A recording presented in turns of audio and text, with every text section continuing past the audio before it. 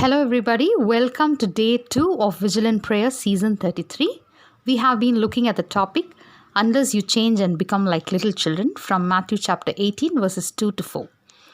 Yesterday, we saw two attributes of a little child, which is number one is how a little child cries and his vulnerability to cry out to God, and that it's okay to cry. And number two is to have childlike faith, which rises above our logical thinking and our adult like reasoning capacity. Today, we will look at another two aspects of becoming like a little child. At this point, I want to remind that there is a difference between being childish and becoming childlike. Sometimes we may get mixed up. So, here it is talking about becoming like little children, not becoming childish. Okay, let's move on. So, here the next childlike character that we need to have in order to enter God's kingdom is humility. In Matthew chapter 18, verse 4, it says, "Therefore, whoever humbles himself as this little child is greatest in the kingdom of heaven." In order to better understand humility, we can look at what humility is not. The opposite of humility is pride and ego. In James 4:6, we read, "God opposes the proud but gives grace to the humble." So, what is humility?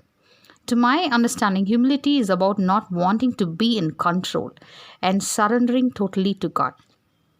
A little child has no control over its life, its schedule, its food, clothes. Actually, sometimes we feel so embarrassed to show our childhood photos because of the kind of clothes we wear or the hairstyle we wear. But I think we should not worry because everyone knows it's not our taste but our parents. Yeah, a child totally surrenders its life to its caretakers, right? So how well do I surrender my life to God?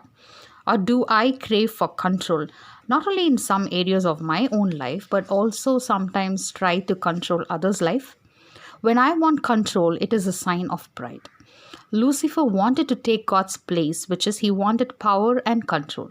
Whereas a child totally trusts and surrenders his life to its primary caregiver or to its parents. So, do I trust God? And do I surrender to God? Am I humble enough to say, "Yes, Lord, I trust in you and I give my life to you. You do what is best for me"? Or am I looking for situations where I can take control over my own life? The next attribute of being childlike is honesty. Children are very honest people, and we really need strength to bounce back if we happen to talk to them and get our egos hurt. They will tell you plainly if they like something or not, if you're boring or not, if they are interested or not, up to your face. And being a mother of three, I know how it is.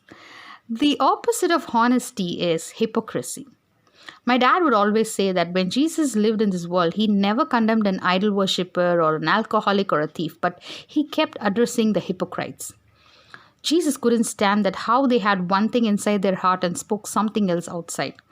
And since Jesus was 100% God and 100% man, it would have been really, really tough for him as he was able to see through the hearts and minds of people. But sometimes, in the name of being honest, we may be too plain or harsh with people and tear them down. But when we see how Jesus addresses the Samaritan woman at the well, we see how compassionate he was towards her. And that's why we need childlike honesty and childlike humility too. In Proverbs 15:33, it says, "The fear of the Lord is the instruction of wisdom, and before honor is humility." When I have the true fear of God, then it becomes impossible for me to be a hypocrite. Humility comes when I see others as better or equal to me and never lower than me. So the break state is to stop comparing. If you look at a child, he or she doesn't look at the other child's clothes or shoes, if it's branded or not, or what grade he has in his studies. They just can start playing and get along so well because a little child never compares. But as we grow, we start comparing ourselves with others and start looking at others as our competitors and fail to see them as God sees them. And that's where pride and ego comes in and we lose our humility. Today, let's take some time to see what has happened to my child within, how honest I am, how much of my walk matches my talk. Am I honest with God, with myself, and others? Do I have the childlike humility in me? Do I always compare myself and swing between inferiority complex and pride, or look others as equal because we all are created in the image of God? Let's surrender our life completely to God, just like how a little child would surrender its life to its parents.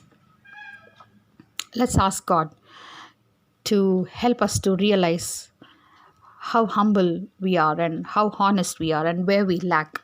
And may the Holy Spirit help us to come back and to change and become like little children in this area of humility and honesty.